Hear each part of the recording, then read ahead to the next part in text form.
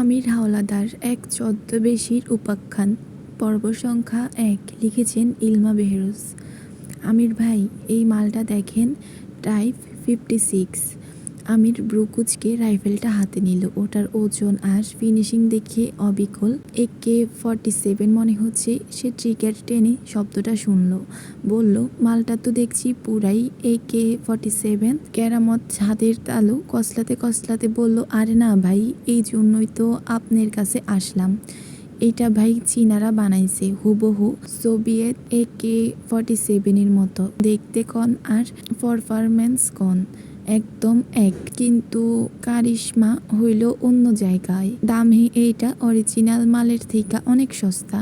আমির রাইফেলের ব্যারেলের দিকে তাকিয়ে বলল, কোয়ালিটি ড্রপ করবে না তো? ফায়ারের সময় হাত থেকে উড়ে গেলে তো খবর আছে। আরে না ভাই, চীনারা এইখানে কোনো ছাড় দেয় নাই, জ্যাম হওয়ার ভয় নাই। এই মাল যদি একবার চীন থেকে সরাসরি কন্টেইনারে ভইরা আনাইতে পারি আর দেশের বাজারে ছাড়তে পারি, ভাইরে পুরা বাজার গরম হইয়া যাইব। লাখ লাখ না কোটি টাকা আয় হইব। সামনে নির্বাচনের সময় ক্যাডাররা এই সস্তা আর কড়া মালের জন্য পাগল হইয়া যাইব। আমির রাইফেলটা টেবিলের উপর রেখে বলল, স্টম্পস আর গার্ড একটু করা হয়েছে, সেই জন্যই তো ভাই আপনার কাছে আসা। এই চালান দেশে ঢোকানোর ক্ষমতা আপনার ছাড়া আর কারোর নাই। আপনি শুধু একবার হাত দেন আমির ভাই, আমগো ভাগ্য খুইলা যাবে। শিপমেন্ট মাল যেমনি পারেন আনানোর ব্যবস্থা করেন। আমির চুরুট আলো বলল, আর রুটের চিন্তা আমি করতেছি। চীনার সঙ্গে ডিল কনফার্ম কর। কেরামত মাথা নেড়ে সায় দিতে যাবে, ঠিক তখনই কোনো আগাম সংকেত ছাড়াই দড়াম করে খুলে গেল আমিরের অফিস কামরার ভারী সেগুন কাঠের দরজাটা। প্রোটোকলের তোয়াক্কা না করে ঝড়ের বেগে ভেতরে ঢুকে পড়লেন এমপি বজলুল হক। সাধারণত এমপি আসার আগে তার পিএস ফোন দেয়, বাইরে গানম্যানরা পজিশন নেয়। আজ সেসবের বালাই নেই। এমপির অনাহুত উপস্থিতিতে ঘরের ভেতরের শান্ত পরিবেশটা এক নিমিষে থমথমে হয়ে গেল। আমির ইশারা করলে কেরামত টেবিল থেকে তার ফাইলটা তুলে মাথা নিচু করে দ্রুত পায়ে ঘর থেকে বেরিয়ে গেল। যাওয়ার সময় দরজার পাল্লাটা নিঃশব্দে টেনে দিয়ে গেল। বজলুল হক চেয়ারে বসেই বললেন, আমির সাহেব বাড়াবাড়ি কইরা ফেলাইতেছেন। কাস্টমসের ডিআইজি আমারে ফোন দিছিল। চিংড়িং চালানোর ভেতরে মেয়ে মানুষ পাচারের রিস্ক আমি নিতে পারুম না। পার্টি থেইকা চাপ আছে আপনার জন্য। আমার চেয়ার নিয়ে টানাটানি শুরু হয়েছে। পার্সেন্টেজ আর প্রোটেকশন মানে দুইটাই ডাবল করতে হইব। আমির শান্তভাবে এস্ট্রেতে চুরুটটা ঘষে নিভিয়ে দিয়ে বলল, চেয়ারের চিন্তা ছাড়েন হক সাহেব, চেয়ারটা কার টাকায় কেনা সেটা ভুলে যাইয়েন না। আপনিও ভুলে যাইয়েন না আমরা সরকার। আমার একটা সিগন্যালে আপনার ফ্যাক্টরি আর গোডাউন এক রাতে মাটির সাথে মিশাইয়া দিতে পারি। বড় বেশি উঁচুতে উঠে গেছেন আপনি। আমির বজলুল হকের দিকে একটা খাম এগিয়ে দিল, সেখানে কিছু গোপন ছবি রাখা। ক্রুর হেসে বলল, উঁচুতে তো আমি এমনি উঠি নাই হক সাহেব, আপনাদের কাঁধে পাড়া দিয়েই উঠছি। এই যে ছবিগুলো দেখতেছেন, গত মাসে আপনার ছেলেপেলেরা আমার চালানের পাহারা দিয়েছে। সেখানে আপনার নিজের ছোট ভাইও ছিল। আমি ডুবলে কিন্তু একা ডুববো না, পুরো দল নিয়ে তলাবো। ছবিগুলো দেখে বজলুল হকের চেহারা ফ্যাকাশে হয়ে গেল। হ্যালো এভরিওয়ান, আমার গলার অবস্থা কিন্তু খুবই খারাপ। প্লাস হচ্ছে এখন রাত বাজতেছে 2:10। আমি 9টা থেকে আজকে শুধু ভিডিওতে ভয়েস দিয়ে আসতেছি। গলার অবস্থা তো এমনিতেও খারাপ, আবার তার উপর এতক্ষণ যাবত ভয়েস দিতেছি। আরেকটা প্লাস পয়েন্ট হচ্ছে রাত, তো এই জন্য আমার ভয়েস অন্যরকম লাগতে পারে। আমার কাছে অন্যরকম লাগতেছে, তোমাদের কাছে লাগবেই। সো প্লিজ এগুলো একটু ক্ষমা সুন্দর দৃষ্টিতে দেখবা। আমি কি করবো বলো, আমি একটু আগে রিচার্ড কায়নাদের যে পর্বটা দিছিল, মানে বিলেন ক্যান্ডেল আবার উপন্যাসটা যে পর্বটা মিথুবুড়ি দিছিল, ওইটা একটু আগে ভয়েস দিছি। আজকেই লেখিকারা সব স্পেশাল পর্বগুলো দিতেছে। তোমরা বিশ্বাস করবা কিনা জানি না, আমার বিশ্বাস করো একদম মনেই ছিল না আজ 14ই ফেব্রুয়ারি ভ্যালেন্টাইন ডে। এগুলো আমার মনেই ছিল না। আমি বাসার কাছে একটু বেঁচে ছিলাম। এগুলোর ভেতরে রিচার্ড কায়নাদের ওইগুলোতে একটু ভয়েস দিছি। আবার ফেসবুকে এসে দেখি ইলমা বেহরোজ আপু এই পর্বটা দিয়ে দিছি। আমি কী রেখে কী দিমু, তারপর আড়ালে তুমি উপন্যাসটাতে আবার ভয়েস দিছি, তার আগে পিওর রাগিনীতে ভয়েস দিছি। এখন আমি কী করবো বুঝতেছি না। তো দেখলাম আমার একজন সাবস্ক্রাইবার্স কমেন্ট করলো এই উপন্যাসটা যেন দিই, মানে এটা আর কি এখন যেটাতে ভয়েস দিতেছি। আমিও এক্সাইটেড তো ছিলাম এই পর্বটা নিয়ে, আমিও গিয়ে ভয়েস দিয়ে দিছি। এখন দেখতেছি মানে ভয়েস কেন জানি আমার মনে হচ্ছে অন্যরকম শোনা যেতেছে, আমার কাছে ভালো লাগে না। যাই হোক, কন্টিনিউ করতেছি ভিডিওটা। তোমরা প্লিজ ক্ষমা সুন্দর দৃষ্টিতে দেখবা। আমি ঘুমের ঘরে ভয়েস দিছি, তো হয়তো আমি একটু আটকেতে পারি, আবার লিখে কাপড় একটু বলছিল এই জন্য আটকেতে পারি, তার জন্য আমি খুব খুব খুব সরি। আপনি আমারে ব্ল্যাকমেল করতেছেন, এই সাহস কই পান? আমরা না থাকলে আপনার এই নারী পাচারের সিন্ডিকেট এক সপ্তাহও টিকবে না। আমির শব্দ করে হেসে উঠল, এইবার যেন কৌতুক শুনল মাত্র বলল, টিকবে না? হক সাহেব, আপনি বোধহয় ভুলে গেছেন এই যে মফস্বলের ছেলেপেলেদের নিয়ে এসে ঢাকা শহরে মিছিল করান, তাদের হাতের চায়না পিস্তলটা কে তুলে দেয়? আপনাদের নির্বাচনী ফান্ডে কয়েক কোটি কালো টাকা কে সাদা করে দেয়? আমি ছাড়া উপায় আছে আপনাদের? আমি না থাকলে আজ আপনি সংসদে না, রাস্তার মোড়ে দাঁড়িয়ে বিড়ি ফুঁকতেন। আপনারা হলেন আমার পালিত হায়েনা। আমি মাংস ছুঁড়ে দিই বলেই আপনারা কামড়াকামড়ি করে আমার সাম্রাজ্য পাহারা দেন। আমারে কামড়াতে আইসেন না, হজম করতে পারবেন না। আপনি কিন্তু সীমা লঙ্ঘন করতেছেন। আমরা সরকার চালাই, আমরা পলিসি মেকার, আমরা এ দেশের রাজা। আমির চেয়ার ছেড়ে উঠে বজলুল হকের একদম কাছে গিয়ে দাঁড়ালো, চোখে চোখ রেখে বলল, আপনারা মনে করেন আপনারা দেশ চালান, ভুল। আপনারা হলেন আমার দাবার বোর্ডের এক একটা বোড়ে। আমি আপনাদের হাতে একটা খেলনা অস্ত্র ধরিয়ে দেই, আর আপনারা খুশিতে ডুগডুগি বাজাতে বাজাতে নিজেদের লোকদের রক্ত ঝরান। আমার চোখে এক একটা দল মানে কি জানেন, এক একটা বলদের গোয়াল। আমি সামনে ঘাস ছড়িয়ে দিই, আর আপনারা সেই ঘাসের লোভে আমার কন্টেইনার পার করার রাস্তা পরিষ্কার করে দেন। কারে গরম দেখান আপনি? বজলুল হক রাগে ফুঁসতে ফুঁসতে বলেন, আপনি কি বলতে চান আমরা আপনার গোলাম? গোলাম না বলে পার্টনার বলেন, শুনতে ভালো লাগবে। আপনাদের রাজনীতি চলে আমার কালো টাকায়, আমার অস্ত্রে, আমার ব্যবসা চলে আপনাদের স্ট্যাম্পে। কিন্তু মাথায় উঠতে চাইলে এটা মনে রাখেন, স্ট্যাম্প মারার জন্য হাত থাকলেই চলে। এখন সেটা আপনি মানেন বা অন্য কেউ, হাত হলেই হলো। যে অস্ত্র আমি আপনাদের দিছি সেটার নল আপনার দিকে ঘুরাতে আমার ছেলেদের 1 সেকেন্ডও সময় লাগবে না। রমজানের আগে দয়া করে নিজের মাথাও গরম করবেন না, আর আমার মাথাও গরম করবেন না। ইফতারের দাওয়াতটা পকেটে নিয়ে শান্তিমতো চলে যান। এর ফল কিন্তু ভালো হইব না আমির, তুমি অনেক কথা বইলা ফেলছো। বজলুল পূর্বের সম্বোধনে চলে গেলেন। ফল তো আমি প্রতিদিন ভোগ করি। এই যে চিংড়ির এক্সপোর্ট দেখতেছেন, এর ভেতরে কয়েকজনের কলিজা পাচার হয়ে গেছে, তার খবর আপনার ডিসি সাহেবও জানে না। যান, গিয়ে নিজের দল সামলান। কালকের মধ্যে আপনার অ্যাকাউন্টে ফান্ডে টাকা পৌঁছে যাবে। এখন আসুন। আলমগীর জানালার পর্দা সরিয়ে দেখলো এমপি বজলুল হকের গাড়িটা ধুলো উড়িয়ে বেরিয়ে যাচ্ছে। সে আমিরকে নিয়ে বলল, লোকটা এমপি, তার হাতে সরকারি ক্ষমতা।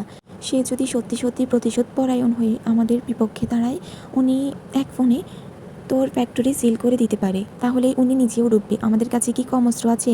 এই দেশে যোগ্য ব্যক্তির চেয়ে অযোগ্য ব্যক্তিরাই বেশি আসনে বসে। অযোগ্য লোকদের এটাই সুবিধা, একটু ভয় দেখালে এরা কুণ্ডলি পাকিয়ে শুয়ে থাকে। আমার চিন্তা হচ্ছে, উনি সংসদে বসে, তুই একজন এমপিকে বলদ বললি।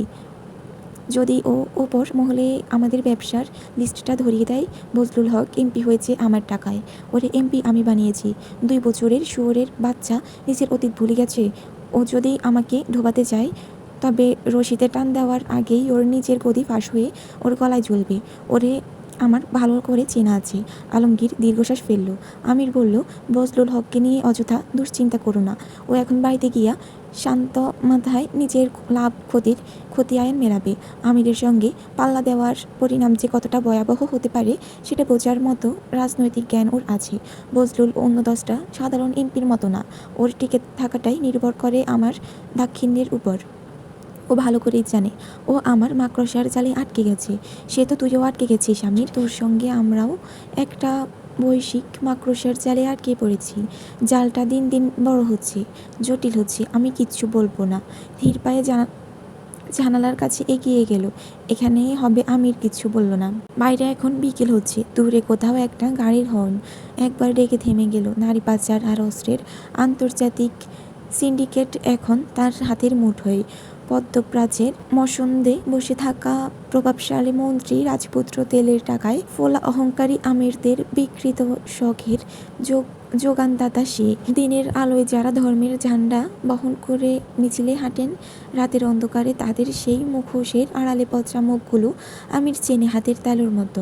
তাদের এমন সব ব্যক্তিত্ব পাপের দলিল, কলঙ্কিত এখানে হবে নথিপত্র আমিরের জিম্মায় আছে, যেগুলো একবার জনসম্মুখে এলে রাজউৎক্ষত তাসের ঘরের মতো ধূলিসাৎ হয়ে যাবে ওরা। তারাও জানে আমিরের জীবনের দুর্বল শিকারটির কথা, পদ্মজা তার স্ত্রী, বুবুন মোহিনী এক রূপসী, যার পায়ের নখ থেকে চুলের ঢোকা পর্যন্ত কোথাও কোনো কলঙ্কের ছায়া নেই। জানালার কাছে সে নিজের প্রতিবিম্ব দেখল, তীক্ষ্ণ চোয়াল, শান্ত চোখ, ঠোঁটের কোণে চুরুটের ধোয়া, এক অদৃশ্য আন্তর্জাতিক লোভিষ্ট চক্র পাহাড়ের মতো তার পেছনে দাঁড়িয়ে আছে। এই রাজনৈতিক দাবার খেলায় আমির এমন এক স্মুথ অপারেটর, যার একটি ইশারায় বিদেশের গডফাদাররা এদেশের মসনদ এক রাতের মধ্যে উল্টে দেওয়ার ক্ষমতা রাখে। তারা আমিরকে পাহারা দেয় নিজের অস্তিত্বের প্রয়োজনে। তার মতো নিখুঁত যোগানদাতা এই অঞ্চলে আর দ্বিতীয়টি নেই বলে। একদিকে দুবাই কুয়েতের হারেমে নারী পাচারের অন্ধকার বাজারে সে গড়িয়েছে প্রশ্নাতীত বিশ্বস্ততা, অন্যদিকে আধুনিক মারাস্ত্রের চালান এনে এদেশের ক্ষমতালোভী রাজনীতিবিদদের মাথায় পরিয়ে দিচ্ছে দম্ভের মুকুট। আমির জানে তার মূল্য কতখানি। তার পতন মানে অনেক বড় বড় প্রাসাদের বিতনক ওঠা। আলমগীর খুব নিচু স্বরে বলল, তোর যদি কোনোদিন ইচ্ছে হয় এখান থেকে বেরোনোর। আমির ঘুরে দাঁড়িয়ে চুরুটে একটা টান দিয়ে ধোয়া চাড়ল।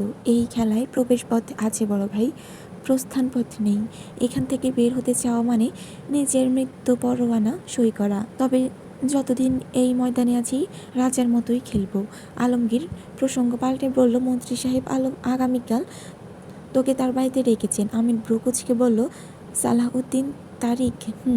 ওনার গলার স্বর মোটেও সুবিধাজনক ছিল না। আমির স্থির হয়ে দাঁড়ালো।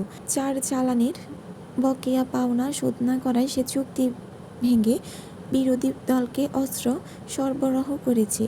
এই সংবাদ নিশ্চয়ই মন্ত্রীর কানে পৌঁছে গেছে। শ্বাসঘাতকতার গন্ধ দ্রুত ছড়ায়, কানে আসন্ন ঝড়ের গর্জন শোনা যাচ্ছে। সালাহউদ্দিন তারিক রাষ্ট্রযন্ত্রের দাঁত নখ নিয়ে বহু পুরনো শত্রুকে গুঁড়িয়ে দিয়েছেন। সে কি এবার তাকে ফিসে ফেলবে? তার ছদ্মবেশ ভেঙে তার কাছের গম্বুজে ঢিল ছুঁড়ে পদ্মচার নিষ্পাপ পৃথিবীটাকে খান খান করে দিবে?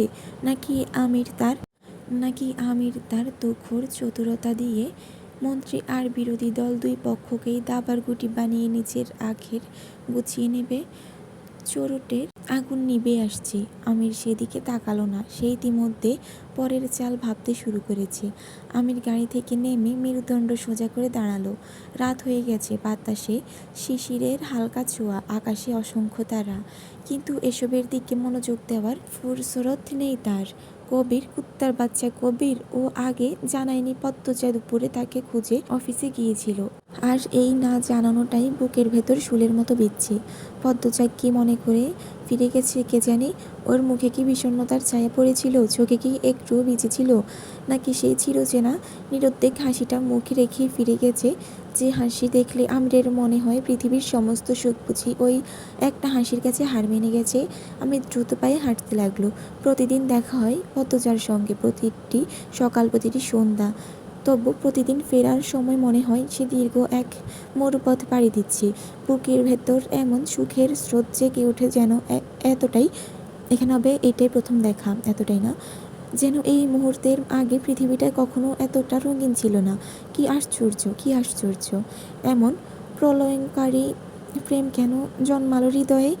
কে বুনে দিয়ে গেছে এই আগুনের বীজ? এত সুখ একটা মানুষের মধ্যে কি করে থাকতে পারে? অতটুকু একটা শরীরে, অতটুকু একটা হাসিতে। পদ্মজার কথা মনে পড়লে, তার কাছাকাছি যেতে চাইলে শরীরের প্রতিটি কোণ পুড়ে যায় কিসের যেন এক দহনে।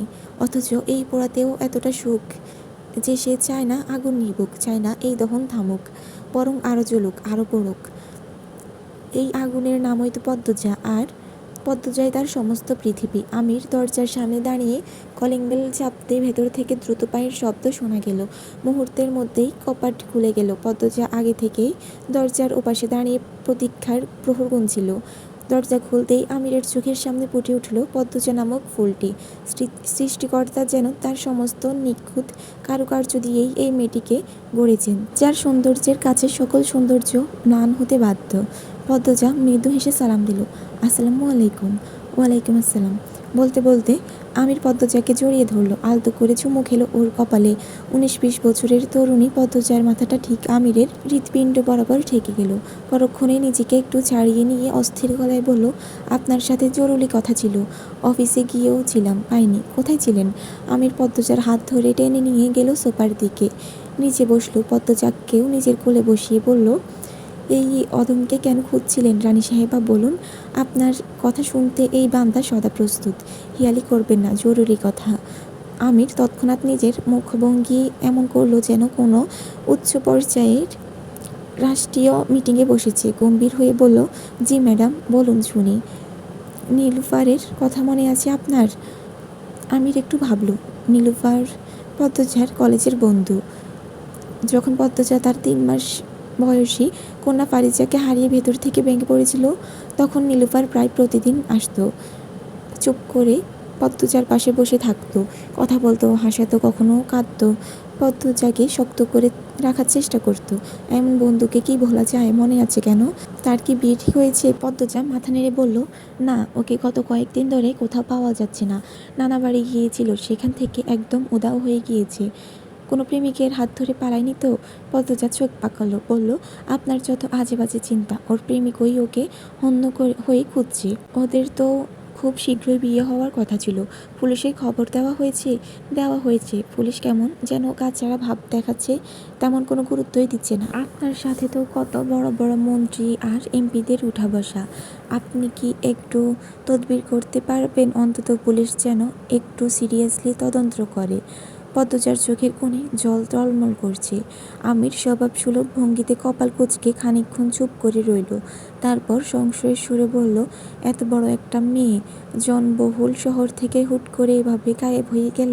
কেউ কিডন্যাপ করলো? ধর্ষণ, খুন, গুম তো এখন প্রতিদিনের খবর হয়ে গেছে। আমি ভাবতেও পারছি না নীলুফারের সঙ্গে এমন কিছু। গলা আটকে গেল ওর। আচ্ছা, আমি দেখছি, অস্থির হইও না। আমিরের কথায় পদ্মজা মনের উপর চেপে বসা ভারী পাথরটা যেন খানিকটা হালকা হলো। সে একটা দীর্ঘশ্বাস ছেড়ে উঠে দাঁড়ালো। আমিরের শার্টের কলারটা ঠিক করে দিয়ে বলল, এখন যান, ফ্রেশ হয়ে আসুন। শরীর থেকে ঘামের গন্ধ বের হচ্ছে। এভাবে ঘাম নিয়ে বসে থাকলে ঠান্ডা লেগে যাবে। যাচ্ছি যাচ্ছি, খাবার রেডি করো না আবার। আব্বা আসছিলেন, ওনার সাথে বাইরে এক জায়গায় খেয়ে নিয়েছি। তবে তুমি যদি চাও, এই অধম আরেকবার পেট ভর্তি করতে রাজি আছে। পদ্মজা বিস্ময়ে থেমে গেল, বলল, আব্বা শহরে এলেন অথচ বাসায় এলেন না কেন? আগামীকাল আসবেন। আজ ওনার কোনো এক পুরনো বন্ধুর বাসায় গেছেন। অনেক দিন পর দেখা তো, তাই সেখানেই রয়ে গেলেন। ছেলের বাড়ি দোরগোড়ায় রেখে উনি বন্ধুর বাড়িতে রাত কাটাতে গেলেন কেন? অদ্ভুত। ওনার মর্জি। আসো, তোমাকে খাইয়ে দিই। পদ্মজা আমিরের কোল থেকে সরে গিয়ে রান্নাঘরের দিকে পা বাড়ালো। চলতে চলতে বলল, আজ রোজা ছিলাম, ইফতারি করে পেট ভরে গেছে, রাতে আর কিছু খাবো না। আমির মনে করার চেষ্টা করলো ক্যালেন্ডারের পাতাটা। আজ কি সোমবার? পদ্মজা মাথা ঝাঁকিয়ে সায় দিল। সোমবার আর বৃহস্পতিবার প্রিয় নবী করিম সাল্লাল্লাহু আলাইহি ওয়াসাল্লাম রোজা রাখতেন।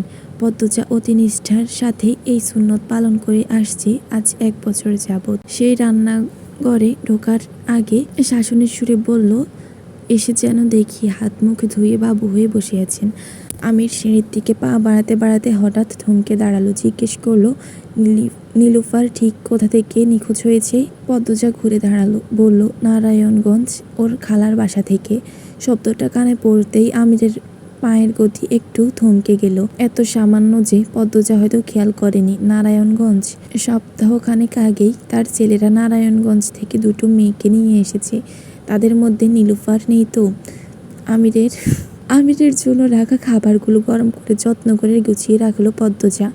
মোনার ঘরে উকি দিয়ে দেখলো মোনা ঘুমিয়ে পড়েছে। এই বাড়িতে কাজের মেয়ে হয়ে এসেছিল ও। কখন যে ঘরের মেয়ে হয়ে গেছে তা টেরই পায়নি। বেঘরে ঘুমাচ্ছে, যেভাবে কেবল আপনজনের ঘরেই ঘুমানো যায়। পদ্মজা হাত মুছতে মুছতে উপরে উঠে গেল। আমির দরজার দিকে পিঠ ফিরিয়ে বসে আছে। সামনে ছড়িয়ে আছে তার লিগ্যাল ব্যবসার কাগজপত্র। খুলনার ফাইকগাছা আর সাতক্ষীরার ঘের থেকে আসা তাজা বাগদা আর গলদা চিংড়ি প্রতিক্রিয়াজাত করে সে পাঠাতো ইউরোপ আর আমেরিকার বাজারে।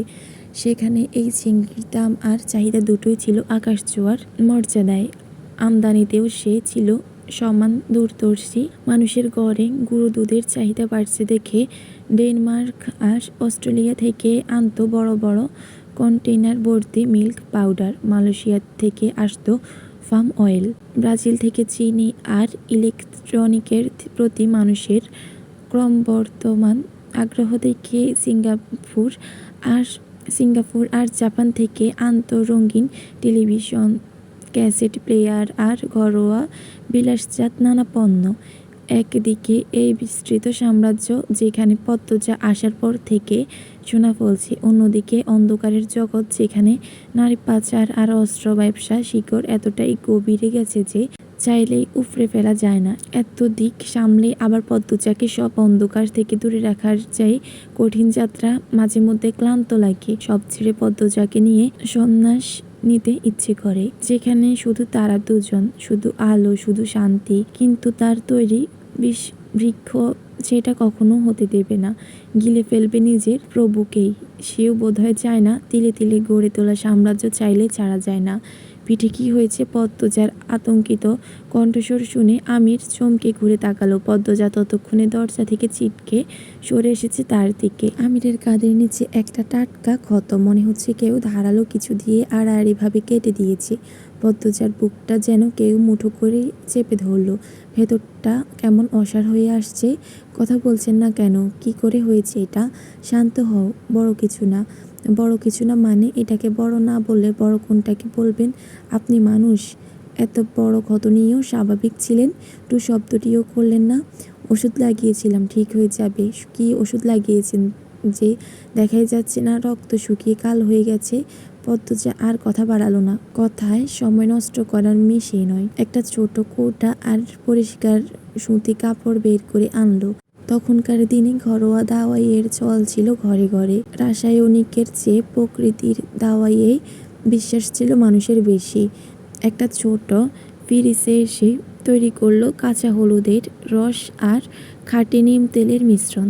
তারপর আলতো হাতে শুকনো রক্ত পরিষ্কার করতে করতে বলল, কার সঙ্গে মারামারি করেছেন? মারামারি করছি কেন মনে হচ্ছে? এমনি মনে হচ্ছে। আমির একটু চুপ করে রইল, তারপর বলল, রিদওয়ান এসেছিল। এটুকুই যথেষ্ট। পদ্মজা যা বোঝার বুঝে গেছে। এই দুজন সামনাসামনি হলে যা হওয়ার কথা তাই হয়েছে, যা সব সময় হয়।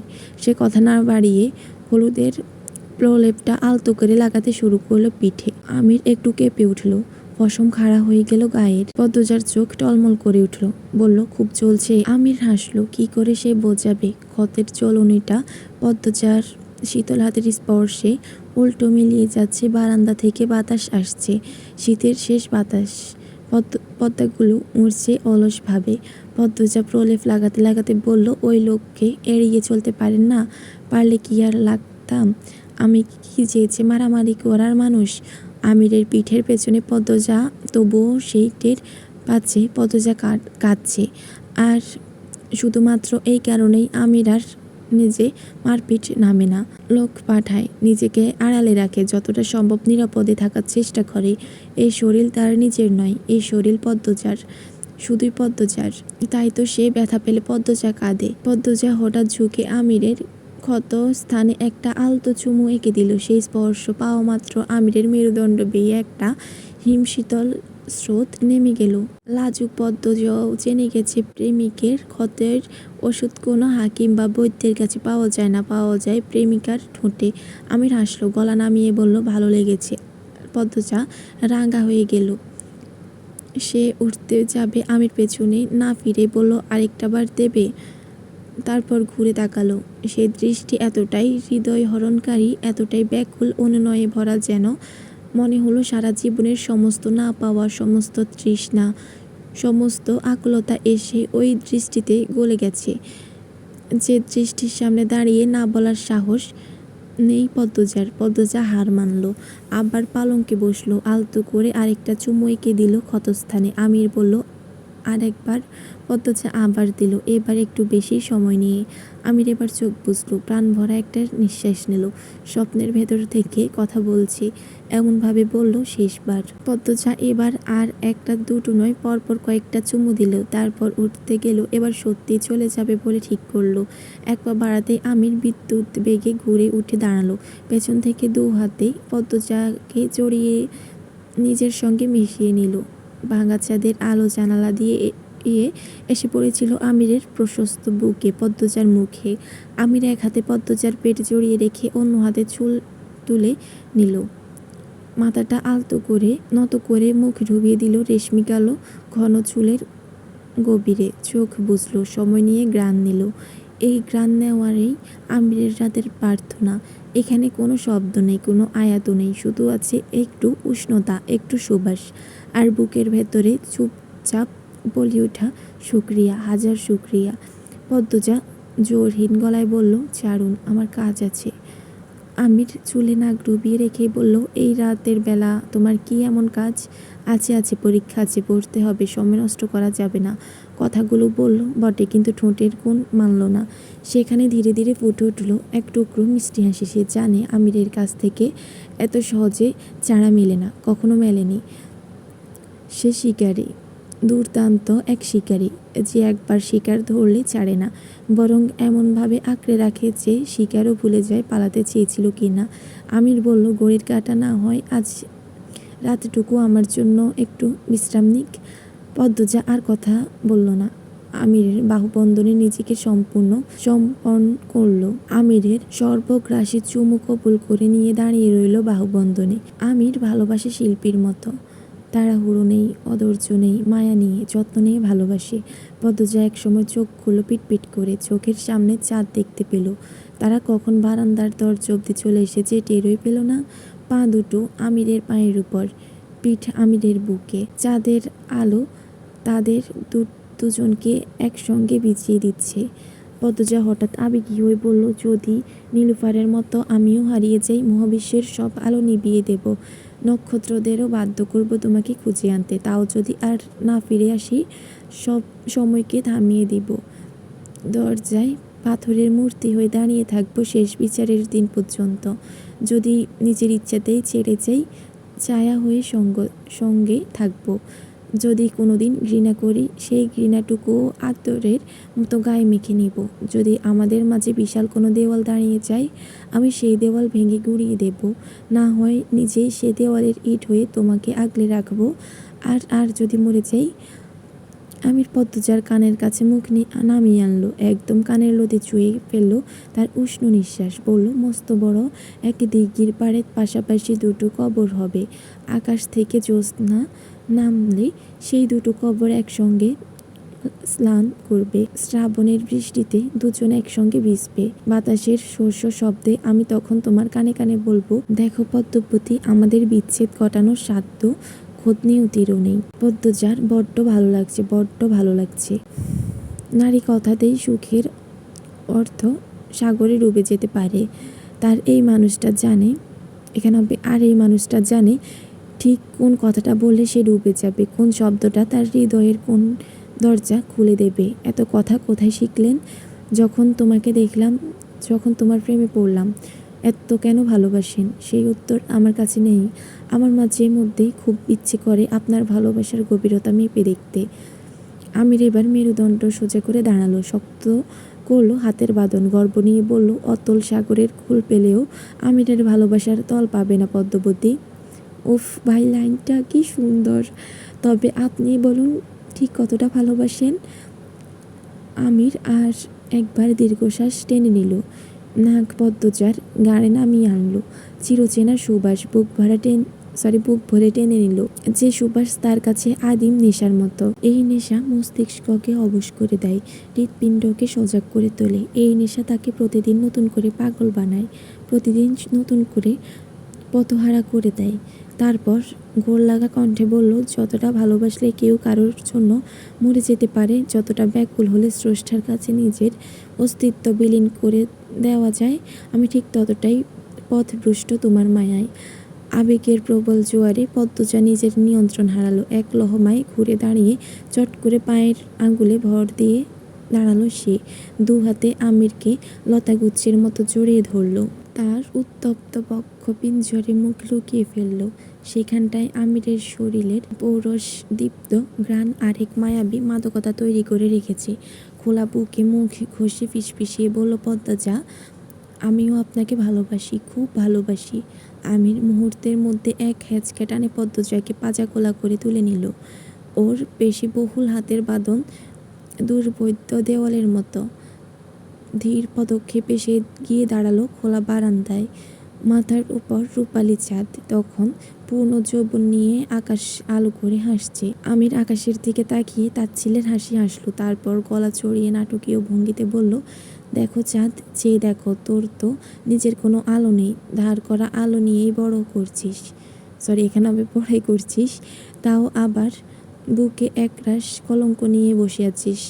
আর এদিকে দেখ, আমার বুকের দিকে চেয়ে দেখ, একদম নিখুঁত, একটুও খুঁত নেই। পৃথিবীর সমস্ত পূর্ণিমাকে লজ্জা দেওয়ার মতো এই নিখুঁত নারী আমার মতো এক বুনো শ্যামবর্ণকে ভালোবাসে। তুই তো সারা রাত একা পুড়ে খোস। তোর কি হিংসে হচ্ছে না রে?